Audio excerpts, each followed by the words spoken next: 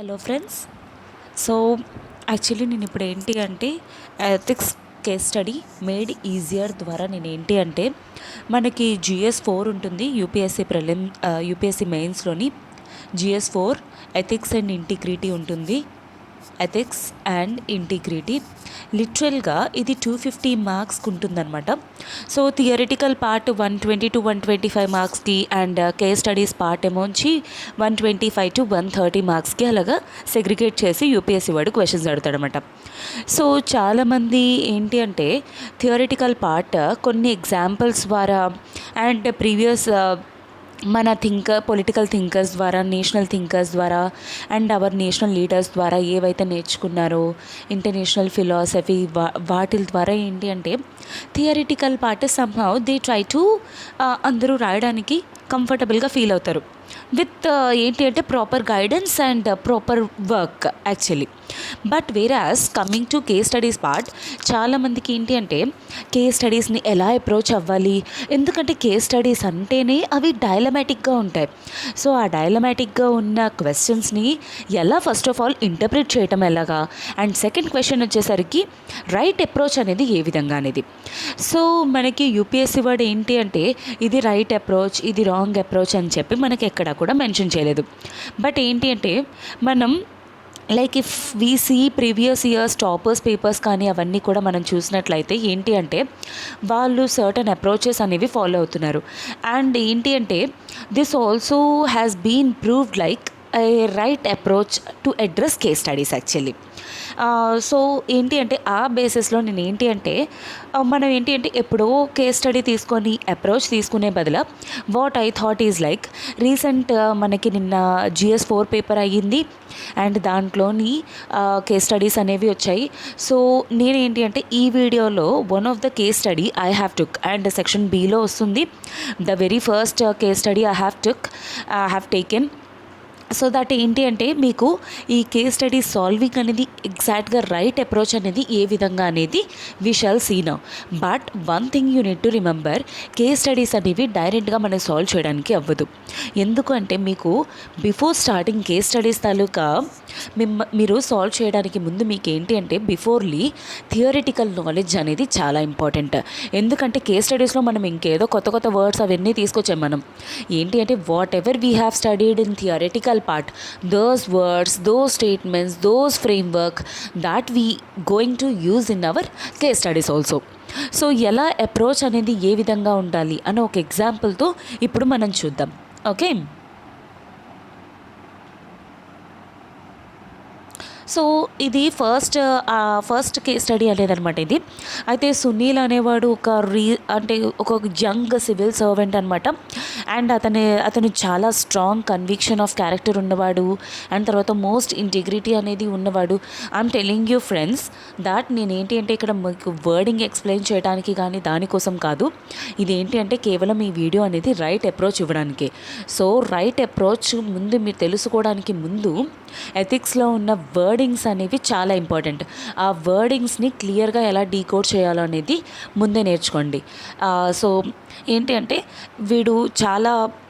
వీడికి ఉన్న integrity and వాడికి ఉన్న ఆనెస్టీ కానీ తన డేరింగ్ అండ్ డాషింగ్ క్యారెక్టర్కి కానీ వీటన్నిటిని చూసి ఏంటి అంటే గవర్నమెంట్ వాళ్ళు ఏంటి అంటే ఒక పర్టిక్యులర్ ఏరియాలోకి ట్రాన్స్ఫర్ చేద్దామని డిసైడ్ అయ్యారనమాట.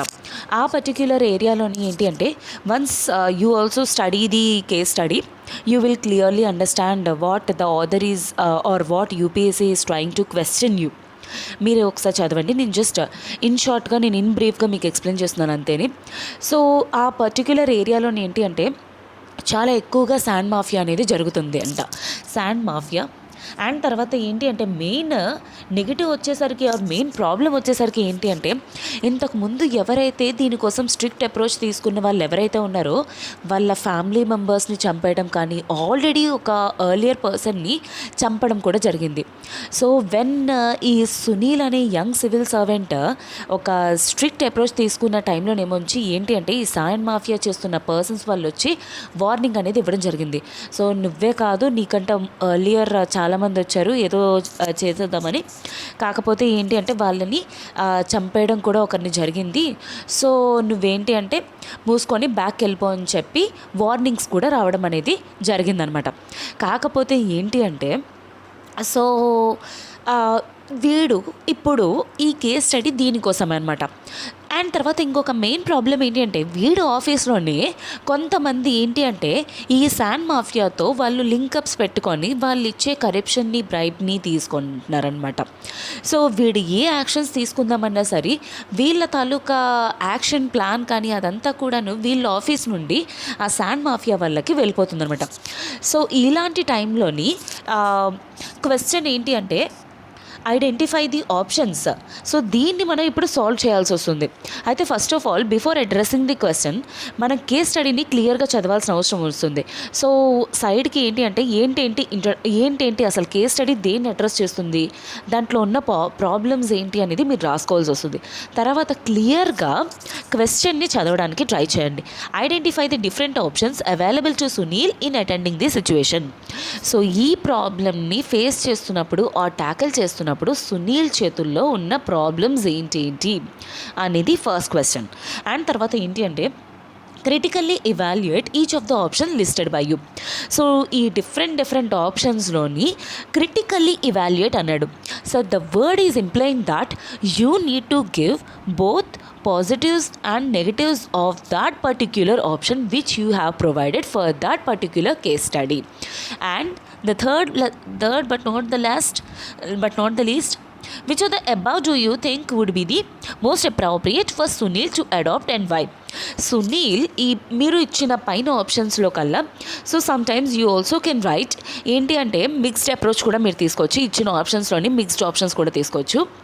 అండ్ ఏది వాడికి మోస్ట్ ఫీజిబుల్ ఆప్షన్ అండ్ ఏది చేస్తే వాడికి బెటర్ అండ్ సొసైటీకి better, that is the intention of author. And remember that case studies అనేవి మీ ఇంటర్నల్ క్యారెక్టర్ని రిఫ్లెక్ట్ చేస్తుంది. అండ్ తర్వాత ఇలాంటి ప్రాబ్లమ్స్ ప్రాక్టికల్గా సివిల్ సర్వెంట్స్ బేసికల్లీ వాళ్ళు ఆన్ ఫీల్డ్ వచ్చిన తర్వాత ఇలాంటి టైప్ ఆఫ్ సిచ్యువేషన్స్ని ఫేస్ చేస్తారు. సో ప్రాక్టికల్గా వాళ్ళు ఎక్స్పీరియన్స్ చేసేదానికంటే ముందు వీళ్ళ దగ్గర ఏంటేంటి ఆప్షన్స్ ఉన్నాయి అనేవి యూపీఎస్సీ వాడు మీ దగ్గర నుండి రాగొట్టాలని ట్రై చేస్తాడు. సో అందుకే కేస్ స్టడీస్ రాసేటప్పుడు కేస్ స్టడీస్ ఏంటి అంటే మీరు ఒక ప్రాపర్ స్ట్రాటజీని తీసుకున్నారంటే ఎంత ఈజీనో, ఒకవేళ ప్రాపర్గా మనకి ఎలా అప్రోచ్ అవ్వాలి అని తెలియకపోతే ఈ పేపర్ అంత టిపికల్ అవుతుంది. లాస్ట్ ప్రీవియస్ ఇయర్స్వి మార్క్స్ చూసుకోండి, ఎథిక్స్ అనేవి చాలా హైయెస్ట్ మార్క్స్ అనేవి వస్తాయి. ఎందుకంటే just because case studies. So see that 250 వర్డ్స్లో రాయాలి, 20 మార్క్స్ ఉన్నాయి. సో క్వశ్చన్ని కరెక్ట్గా డీకోడ్ చేసినట్లయితే సింపుల్గా మీరు 250 వర్డ్స్ని రాసినట్లయితే almost you can get 12 to 15 marks based on your approach and based on your wordings. And మళ్ళీ నేను చెప్తున్నాను, ఎథిక్స్కి వచ్చేసరికి వర్డింగ్ టర్మినాలజీ అనేది most important. Underline that. So now coming to approach, a decent approach అనమాట. So whatever first of all ఏంటి అంటే నేను మీకు అప్రోచ్ ఇవ్వడానికి ట్రై చేశాను. ఎందుకంటే so this is your model approach. Almost మీరు ఏంటి అంటే ఇలాంటి టైప్ ఆఫ్ అన్ని కేస్ స్టడీస్కి కూడాను మీరు ఈ మోడల్ అప్రోచ్ని మీరు ఫాలో అవ్వచ్చు. సో ఫస్ట్ ఆఫ్ ఆల్ ఏ క్వశ్చన్కైనా సరే మనకి ఏంటి అంటే ఇంట్రడక్షన్ అనేది ఇవ్వడం మోస్ట్ ఇంపార్టెంట్. సో కేస్ స్టడీస్కి వచ్చేసరికి వాట్ ఎగ్జాక్ట్లీ ఈ కేస్ స్టడీ అనేది దేని గురించి చెప్తుంది అనేది ఒక జస్ట్ 2 to 3 లైన్స్లో, Sunil is a young civil servant who has been transferred to a particular area where sand mafia is happening like anything, and the responsibility of tackling that situation has been given to Sunil. This type of introduction మీరు ఏదో ఎక్స్ట్రాడినరీగా రాసేయాల్సిన అవసరం ఉండదు. But anyhow ఏంటి అంటే introduction అనేది ఎంత బాగుంటే మీకు అంత మార్క్స్ వస్తుంది. సో కేస్ స్టడీ ఏంటి అసలు main crux of the case study మీరు ఏంటి అంటే ఆ ఇంట్రడక్షన్లో పెట్టాల్సిన అవసరం ఉంటుంది. జస్ట్ రిమెంబర్ దాట్ ఈ కేస్ స్టడీ అనేది 250 వర్డ్స్లో మెన్షన్ చేయాలి కాబట్టి don't drag beyond 3 to 4 lines. Okay, so hardly 2 to 3 లైన్స్లోని ఇంట్రడక్షన్ అనేది ఇవ్వాలి. అండ్ తర్వాత కేస్ స్టడీస్ తాలూకా ఇంటెన్షన్ ఏంటి, సో వర్డింగ్స్ అనేవి main important. So ethical dilemma ఏంటేంటి, ఏది చేస్తే బెటర్, ఏదేది కాన్ఫ్లిక్ట్స్లోకి వస్తుంది, ఆర్ వాల్యూస్ ఇన్ కాన్ఫ్లిక్ట్, ఇలాంటివి మీరు పెట్టాలి. ఎథికల్ డైలమాస్ ఏంటి, సో డోంట్ భయపడకండి, నేను ఐ విల్ గివ్ ఏంటేంటి వస్తుంది అనేది నీ కేస్ స్టడీలో క్లియర్గా ఎక్స్ప్లెయిన్ చేశాను. అండ్ వాల్యూస్ ఇన్వాల్వ్డ్ అంటే ట్రాన్స్పరెన్సీ కానీ, accountability, larger public interest, organisational interest, private interest లేదా పబ్లిక్ ఇంట్రెస్ట్, ఇలాంటి టైప్ ఆఫ్ వాటిని మనం వాల్యూస్ అంటాం. So already have set you need to have the basics regarding ethics. థియరిటికల్లో బేసిక్స్ నాలెడ్జ్ ఉండి wording knowledge ఉంటేనే you can approach the case study in a better way. And తర్వాత stakeholders involve. Stakeholders అంటే అర్థం ఏంటి, ఈ case స్టడీస్లో particular case స్టడీలో ఎవరెవరు ఇన్వాల్వ్ అయ్యి ఉన్నారు, వాళ్ళు ఏ విధంగా ఇంపాక్ట్ అవుతున్నారు అనేది you need to address. And తర్వాత యాక్చువల్లీ ఇది మోడల్ ఆన్సర్ అనమాట మనకు. కాకపోతే ఈ పర్టికులర్ క్వశ్చన్లోని యూపీఎస్సీ కూడా అదే విధంగా క్వశ్చన్ ఇచ్చాడు. సునీల్ దగ్గర ఏమేమి ఆప్షన్స్ ఉన్నాయి, ఆ ఆప్షన్స్ని ఇవాల్యుయేట్ చేయండి and best course of action ఏంటి, that is what we do here. So at least ఒక 3 to 4, మినిమం 2 అయితే కాదు, మినిమం 3 అయితే ఇవ్వాలి, మ్యాక్సిమం 4 or 5. ఇఫ్ మీకు టైం ఉంది, మీరు ఇంకా ఎక్కువ ఆప్షన్స్ ఇవ్వగలరు అంటే ఇంకా ఎక్కువ ఆప్షన్స్ ఇచ్చి దానికి ప్రోస్ అండ్ కాన్స్ అక్కడే రాయడానికి ట్రై చేయండి. అండ్ తర్వాత ఏంటి అంటే conclude your answer in such a way that ఈ పర్టిక్యులర్ పైన ఇచ్చిన మీరు ఆప్షన్స్లో కల్లా మీరు బెటర్ కోర్స్ ఆఫ్ యాక్షన్ ఏమనుకుంటున్నారు, ఎందుకు అనుకుంటున్నారు అని చెప్పి మీ స్టాండ్ తీసుకొని కంక్లూడ్ చేయండి. So this is the best way of or decent approach to a particular case study. So maximum 20 out of 20 వస్తాయి అని నేను 100% చెప్పను, బట్ ఏంటి అంటే మ్యాక్సిమం మార్క్స్ మీరు ఈ విధంగా అప్రోచ్ ఇచ్చినట్లయితే మాత్రం, ఎందుకంటే ఆల్మోస్ట్ యూపీఎస్సీ వాడు అడిగింది మనం ప్రతి ఒక్కటి కూడా ఎథికల్ పర్స్పెక్టివ్లో మనం పెడుతున్నాం. సో ఇంతకంటే వాడు అంటే మార్క్స్ ఇవ్వడానికి ఇంకా బెటర్ వే అనేది కూడా కొంచెం టిపికలే. And remember that this is the most proved approach actually. So that is why I'm putting here. So first introduction, so I have given already, and ethical dilemmas involved. So I have tried to provided here 3 ethical dilemmas. So public interest versus private gain. ఎందుకు అంటే ఒకవేళ sand mafia జరగడం వల్ల poor people అనే వాళ్ళు అక్కడ ఎంత exploit అవుతున్నారో తెలుస్తుంది. సో వీడు ప్రైవేట్ గెయిన్స్ కోసం ఆలోచించుకుంటే లార్జర్ పబ్లిక్ ఇంట్రెస్ట్ అనేవాళ్ళు స్టేక్లోకి పడతారనమాట. అండ్ తర్వాత courage of conviction versus harassment. Courage of conviction అంటే ఏంటి, ఒక పర్టిక్యులర్ యాక్షన్ తీసుకుందామని ఫిక్స్ అయినప్పుడు ఏంటి అంటే మంచి కోసం యాక్షన్ని తీసుకోవడం అనేది కరేజ్ ఆఫ్ కన్విక్షన్. హెరాస్మెంట్ అంటే ఏంటి, ఈ పర్టికులర్ ఈ పొలిటికల్ లీడర్స్ కానీ మాఫియా వాళ్ళు కానీ ఏ విధంగా వాళ్ళు వచ్చి తనని కానీ తన ఫ్యామిలీ మెంబర్స్ని కానీ చంపేస్తాము చేసేస్తాము అని బెదిరించడం అనేది లైక్ హెరాస్మెంట్ అనమాట. అండ్ తర్వాత strength of character versus risk of victimisation. So ఇక్కడ ఏంటి, సునీల్ని పర్టికులర్ ఏరియాల్లోకి ఎందుకు ట్రాన్స్ఫర్ చేయాలనుకుంటారు, because he is having highly integrated character and he maintains high transparency, accountability and తర్వాత ఆనెస్టీ, ఇవన్నీ కూడా వాడు మెయింటైన్ చేస్తున్నాడు కాబట్టి ఇదంతా కూడా తన క్యారెక్టర్ని రిప్రజెంట్ చేస్తున్నాయి. సో ఇఫ్ అట్ ఆల్ తను అంటే ఈ first of all IAS officer వాళ్ళు ఇలా అవుతున్నారు అంటే సొసైటీకి సర్వ్ చేద్దాము అనే ఆప్షన్ తోటే వస్తారు. సో వాళ్ళు బయట ఇచ్చిన అంటే సెల్ఫ్ విక్టిమైజేషన్ లైక్ ఏంటి అంటే బయట వాళ్ళు విక్టిమైజ్ చేస్తారు, ఇలా చంపేస్తారు అన్న వాటితో మనం భయపడ్డాము అంటే we could not have entered into that particular field. So whenever you took a decision to enter into UPSC then only a strong character అనేది డెవలప్ చేసుకోవడం చాలా ఇంపార్టెంట్. సో ఈ ఆన్సర్సే మీ తాలూకా పర్టిక్యులర్ క్యారెక్టర్ని ఇవాల్యుయేట్ చేయడంలోని యూపీఎస్సీకి హెల్ప్ అవుతుంది. సో పర్టిక్యులర్ టర్మినాలజీ కానీ కేస్ స్టడీ సాల్వింగ్లో కానీ మరీ ఏదో ఏంటి అంటే ఒక హైపోథెటికల్ ఆన్సర్స్ ఇవ్వండి అని చెప్పను, కొంచెం ప్రాక్టికల్గా ఉన్న ఆప్షన్సే. అండ్ ఏంటి అంటే ఆల్రెడీ చాలామంది ఐఏఎస్ ఆఫీసర్స్ వాళ్ళు చేసిందే that we will provide as some of the examples. Okay, so I hope ఇక్కడి వరకు కూడా మీకు క్లియర్ అయిందని. And values involved, values in courage of conviction, integrity, transparency. So these are the values that are involved in this particular case study. And stakeholders involved. So the very first Sunil, a young civil servant, and I forgot to mention here, and his employees also. ఎందుకంటే అక్కడ మనకి క్లియర్గా mention చేసింది he's తన కింద పనిచేస్తున్న employees వాళ్ళు ఏంటి అంటే ఈ పొలిటికల్ మాఫియా, ఈ శాండ్ మాఫియా పీపుల్ తోటి అన్హోలీ నెక్సెస్ అనేది పెట్టుకున్నారు. అంటే సమ్ కైండ్ ఆఫ్ బ్రైబ్ తీసుకొని వీళ్ళకి ఏం జరుగుతుంది ఆఫీస్లో ఏంటి అని ఇన్ఫర్మేషన్ అనేది వీళ్ళకి ఇవ్వడం జరుగుతుందన్నమాట. అందుకే these are also stakeholders, sand mafia people who are doing that and tribal musclemen వీళ్ళ తాలూకా సపోర్టే వీళ్ళకు ఉందన్నమాట. ఈ పొలిటికల్ లీడర్స్కి వీళ్ళని యూజ్ చేసి ఈ సునీల్ని బెదిరించడానికి ట్రై చేస్తున్నారు political leaders, local society at large. This is a very common. అంటే ఈ సొసైటీ ఎట్ లార్జ్ అనేది మనం ప్రతి ఒక్క కేస్ స్టడీలో పెట్టాల్సి వస్తుంది. ఎందుకంటే ఓవరాల్ ఏ పబ్లిక్ పాలసీ అయినా సరే దేనికోసం, పబ్లిక్ ఇంట్రెస్ట్ కోసం. సో అందుకే మనం ఇది చాలా కామన్గా పెడతాం అనమాట, society at large. And so first of all these are the so మన మోడల్ అప్రోచ్లోని స్టేక్ హోల్డర్స్ వరకు చేసాం. సో తర్వాత మనకి వాడిచ్చిన క్వశ్చన్ 1 ఏంటి, యూపీఎస్సీ వాడు అడిగిన దాంట్లో so different options available with Sunil. First of all వీడికి ఉన్న ఆప్షన్స్ ఏంటి, నేను ఇక్కడే క్వశ్చన్ 2ని కూడా సాల్వ్ చేయడానికి ట్రై చేస్తున్నాను. ఎందుకంటే సో దట్ ఇక్కడ ఆప్షన్స్ రాసేసాను కాబట్టి దీనికి ఉన్న ప్రోస్ ఏంటి, దీనికి ఉన్న నెగటివ్స్ ఏంటి, one point I will put and you try to give more and more options. ఎందుకంటే ఇది జస్ట్ మోడల్ ఆన్సర్ కాబట్టి. So first option, this is according to my view actually case study. So ఈ విధంగా మీరు ఇంకే విధంగా options ఇవ్వచ్చు, ఇంకే విధంగానైనా మీరు బెటర్ వేలో పుట్అప్ చేయొచ్చు without caring the warnings and going ahead with this actions. So ఏంటి అంటే because as Sunil is having a conviction of character and highly integrity person, honesty person and most Brave person కాబట్టి ఏంటి అంటే ఇలాంటి వార్నింగ్స్కి భయపడకుండా తను ఏదైతే యాక్షన్ ప్లాన్ తీసుకుందాం అనుకుంటున్నాడో ఆ యాక్షన్ ప్లాన్ని without getting scared of those warnings ఆ యాక్షన్ ప్లాన్ని ఇమ్మీడియట్గా ఇంప్లిమెంట్ చేయడం అనేది ఫస్ట్ ఆఫ్ ఆల్ తనకున్న ఆప్షన్స్. అయితే ఇక్కడ ఇవాల్యుయేషన్లో ప్రోస్ ఏంటి, సో తన ఆనెస్టీ కానీ ఇంటిగ్రిటీ కానీ సొసైటీ విల్ గెట్ బెనిఫిట్ అనమాట.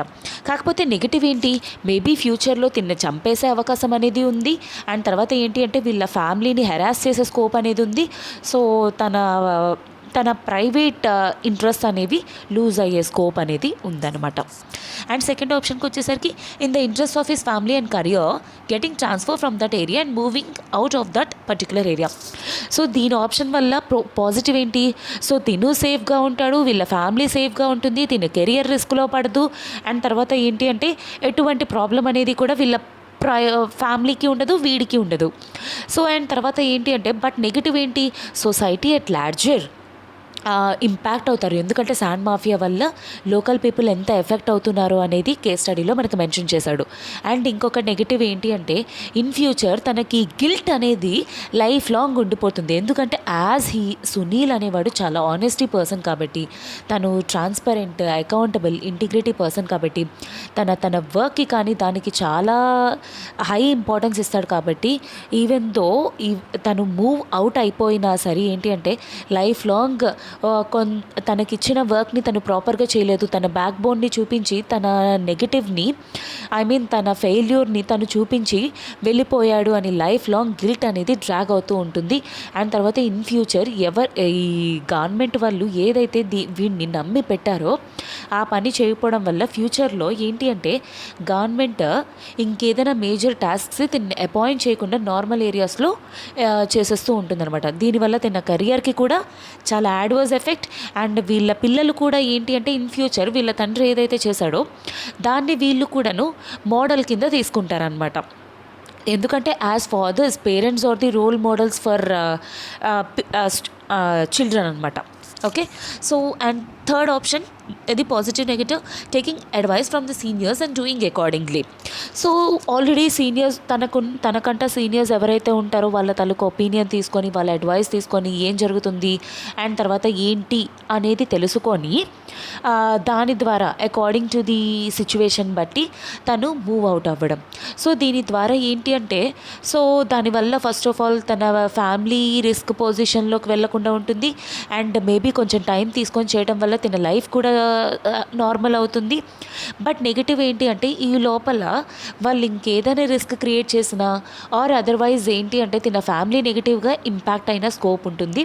అండ్ దీన్ని యూస్ చేసుకొని వాళ్ళు ఇంకేవో ఇంకా ఏమైనా నెగిటివ్స్ చేసినట్లయితే లోకల్ పీపుల్ అనేవాళ్ళు దే గెట్ డ్యామేజ్డ్ అనమాట. సో ఇక్కడ మనకు వచ్చేసరికి ఏంటి అంటే evaluating each and every option already నేను అది అక్కడే చేశాను ఇవాల్యుయేషన్ అనేది. బట్ ఇక్కడికి వచ్చేసరికి మనకి ఏంటి అంటే what my conclusion or third question will be like నా ప్రాపర్ స్టాండ్. కానీ కంక్లూషన్ ఏంటి అంటే ఐల్ గో విత్ లైక్ ఏంటి అంటే third stand. First of all కొంచెం టైం అనేది నేను తీసుకుంటాను. అండ్ తర్వాత ఏంటి అంటే తన కింద పనిచేస్తున్న ఎంప్లాయీస్ అనేవాళ్ళు ఏంటి అంటే ఏమేం జరుగుతుంది అనే ఇన్ఫర్మేషన్ శాండ్ మాఫియా వీళ్ళకి ఇస్తుంది. కాబట్టి ముందు వాళ్ళని ఐడెంటిఫై చేసి వాళ్ళని రిప్లేస్ చేసి ఎవరైతే తినలాంటి సేమ్ సిమిలర్ మైండ్ సెట్ ఉంటుందో అలాంటి వాళ్ళని సపోర్ట్ కింద తీసుకొని ఒక టీం కింద ఏర్పాటు అయ్యి ఏంటి అంటే చాలా ఇన్నోవేటివ్గా ట్యాకిల్ చేయాల్సిన అవసరం ఉందన్నమాట. సో బిఫోర్ డూయింగ్ దట్ తన ఫ్యామిలీకి ఏంటి అంటే ఈ సిచ్యువేషన్ని లోకల్ పోలీస్ ఆఫీసర్స్ తోటి డిస్కస్ చేసి తిన ఫ్యామిలీకి కావాల్సిన సపోర్ట్ అనేది ప్రొవైడ్ అంటే ఈ ఇష్యూ మొత్తం ట్యాకిల్ చేసేంత వరకు నెసెసరీ సపోర్ట్ అనేది తీసుకొని ఆ అప్రోచ్ని ఏ విధంగా ఒకవేళ తన సీనియర్స్ ముందుకు వెళ్ళు సపోర్ట్ ఉంది ఇలా చేశారనుకోండి ముందుకు వెళ్ళడం. అదర్వైజ్ వాళ్ళు ఇలా బెదిరించారనుకోండి ఆ డెసిషన్ని కూడా నేను పక్కన పెట్టి ఏంటి అంటే నేను ఇన్ ఫ్యూచర్ మేబీ ఈరోజు నేను విక్టిమైజ్ అవ్వచ్చు. కాకపోతే ఒకవేళ ఈ స్టెప్ వల్ల నేను అనుకున్నది కానీ సాధించినట్లయితే అది రోల్ మోడల్ కింద అవుతుంది. తర్వాత ఏంటి అంటే society will get larger benefit. ఇప్పుడు మహాత్మా గాంధీ గారు కానీ జవహర్లాల్ నెహ్రూ గారు కానీ వీళ్ళందరూ కూడాను నెల్సన్ మండేవాళ్ళు కానీ వాళ్ళ ప్రైవేట్ ఇంట్రెస్ట్ కోసం వాళ్ళు ఎప్పుడూ ఆలోచించలేదు. వాళ్ళ కంట్రీస్ బెనిఫిట్ కోసం ఎప్పుడూ ఆలోచించేవారు.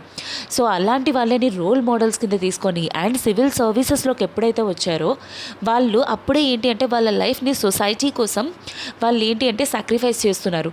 And as a civil servant all India civil service conduct rules ప్రకారం కానీ లేకపోతే సివిల్ సర్వీసెస్ నార్మ్స్ ప్రకారం కానీ ఏంటి అంటే గవర్నమెంట్ మనకి ఏదైతే టాస్క్ ఇస్తుందో ఆ టాస్క్ని మనం ఇంటిగ్రిటీగా ఫుల్ ఫ్లెజ్డ్గా ఆనెస్ట్గా మనం అది నిర్వహించాల్సిన అవసరం అనేది రెస్పాన్సిబిలిటీ అనేది యాజ్ ఎ సివిల్ సర్వెంట్ తన మీద ఆ రెస్పాన్సిబిలిటీ అనేది ఉంది. సో సునీల్ ఏంటి అంటే ఈ పర్టిక్యులర్ కోర్స్ ఆఫ్ యాక్షన్ తీసుకోవడం అనేది బెటర్ అనమాట. At what ever the cost ఏంటి అంటే కొంచెం ఇనఫ్ మెషర్స్ అనేవి తీసుకొని కొంచెం టైం తీసుకొని ఏంటి అంటే ఒక బెటర్ టీమ్ని ఫామ్ చేసుకొని ట్యాకిల్ చేయడం అనేది తనకున్న బెస్ట్ కోర్స్ ఆఫ్ యాక్షన్ అనమాట అకార్డింగ్ టు మై వ్యూ.